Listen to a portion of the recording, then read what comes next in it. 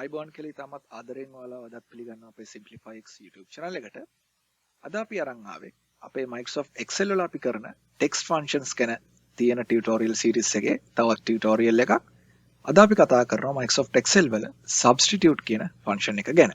ඉතින් substitute කියන වචනේ හෙද්දිම ඔයාලට තේරෙනවා substitute කියන එකෙන් කියරන්නේ අපි ඒකෙන් අදහස් වෙන්නේ යම්කිසි තියෙන දෙයක් වෙනුවට අපි තවත් දෙයක් ආදේශ කරනවා කියන එකනේ. ඉතින් මේ function එකෙන් වෙන්නේත් ඕකම තමයි. ඔය ෆන්ක්ෂන් එකෙන් වෙන්නේ අපි මේ ෆන්ක්ෂන් මොකක් හරි ටෙක්ස්ට් එකක් ෆීඩ් කරාම ඊළඟට අපි ඒකට ෆීඩ් කරොත් ඒ ටෙක්ස්ට් එක ඇතුළේ තියෙන මෙන්න මේ ටෙක්ස්ට් පාර්ට් එක වෙනුවට අපිට තව අලුත් දෙයක් දාගන්න ඕන කියලා එයා එන්නේ එක ආදේශ කරන එක.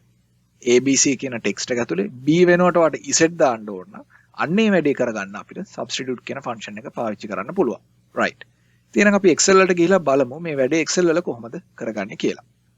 මේක මම ඔයාලට වෙනද වගේම ලේසියට තේරුම් ගන්න අවශ්‍ය හින්දා තේරුම් ගන්න පහසු වෙන්න ප්‍රායෝගික උදාහරණයක් යූස් කරලා තියෙනවා. හිතන්න ඔයා accountant කෙනෙක් කියලා කම්පැනි එකක accounts department එකේ වැඩ කරනවා.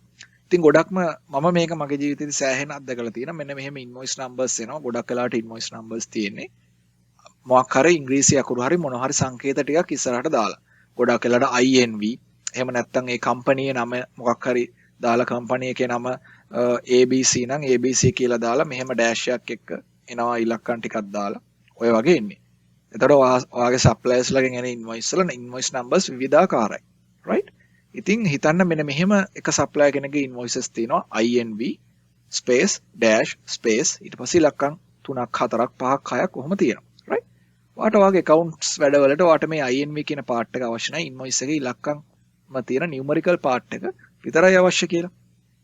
ඉතින් එහෙනම් ඒ වගේ වැඩක් කරගන්න ලේසියෙන්ම අපිට substitute function එක පාවිච්චි කරලා පුළුවන්. ඒකෙදි අපි කරන්නේ දැන් මම මේ output එක දෙනවා මෙන්න මෙහෙම මේකට substitute function එක apply කරා මෙන්න මේ විදිහට තමයි මේ output එක එන්නේ right. අපි කරන විදිහ මම දැන් ඔයාලට කියලා දෙන්නම් මේක අපි තියෙන ටික delete කරලා ගමු. කරලා මම substitute කියන එක type කරනවා SUBS ගහපු ගමන් මුලින්ම එන්නේ substitute කියන suggestion එක. ඒක tab press කරලා accept කරන්න. කරාම මේකේ මේ ගැන තේරුම් ගන්න පුළුවන් මේ helper text එකෙන් බලන්න. පළවෙනි එක ටෙක්ස්ට් එක. ටෙක්ස්ට් එක මොකද්ද? මේක. මම ඒක දෙනවා. ටෙක්ස්ට් එක දීලා කමා එකක් දැම්මම දෙවෙනි එක all text එක. all text කියන්නේ මේක අපි replace කරගන්න අවශ්‍ය දේ. ඒ කියන්නේ මේක මේ value එක ආදේශ කරන්න ඕන කොතනටද? ඒ කියන්නේ මේ මොකද්ද මේ text part එක? all text එක. මොකද්ද? INV space dash space නේ. එහෙනම් මම INV space dash space දාලා මේක වහගන්නවා මේ inverted commas ඊළඟ ආගියුමන්ට් එක මොකද new text එක අලුත් text එක මොකද අලුතෙන් ඇත්තටම text එකක් නැහැ නේ අපිට ඕන මේක හිස්තැනක් විදිහට තියාගන්න එහෙනම් අපි text එකක් දෙන්නේ නැහැ inverted commas space එකක් නැතුව දාන්න. ඔයා space එකක් එක දුන්නොත් වෙන්නේ එයා හිස්තැනක් තියෙනවා එතනට. දාලා කමා එක වහන්න. එතකොට තව මුකුත් නැහැ මේක instant number කියන්නේ කොතන ඉඳන්ද substitute කරන්න පටන් ගන්න ඕන කියලා ඒක මෙතනදී අපිට අවශ්‍ය වෙන්නේ නැහැ. මේක bracket එක වහන enter කරන්න බලන්න 152 ආවා.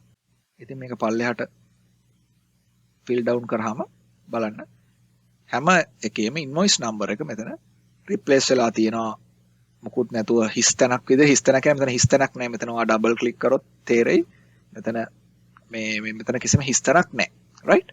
ඉතින් ඔන්න ඔය විදිහට තමයි substitute function එක පාවිච්චි කරලා Excel වල වැඩ කරගන්න. මේක ඔයාලගේ use cases අනුව වෙනස් වෙයි. හැබැයි තව functions එක පාවිච්චි කරලා use කරන්න පුළුවන් ඔය find search lookup functions if ඇතුළට දාලා nest කරලා මේක use කරන්න පුළුවන්. ඉතින් ඒ වගේ ගොඩක් powerful වැඩ කරගන්න උදව් වෙන function එකක් substitute කියන්නේ. මේක තව function එකක් තියෙනවා replace කියලා. ඒක මීට වඩා තවත් advanced functionality ටිකක් තියෙනවා. ඒක ගැන අපි ඊළඟ වීඩියෝ එකකදී කියලා දෙන්න. දැනට ඔයාලා substitute කියන function එක දැනන් හිටියත් ඒක විතරක් ඒකිනොත් ඔයාලට ගොඩක් වැඩ කරගන්න පුළුවන්. right? ඉතින් මම හිතනවා වෙනද වගේම අදත් මේ වීඩියෝ එක ඔයාලට ගොඩක් ප්‍රයෝජනවත් වෙන්න ඇති කියලා. අපේ වීඩියෝ එකට ලයික් එකක් දාන්න, ෂෙයා කරන්න ඔයාලගේ යාළුවෝ අතර. ඒ වගේම ඔයාලා තවමත් අපේ channel එක subscribe කරලා නැත්නම් subscribe කරන්නත් අමතක කරන්න එපා.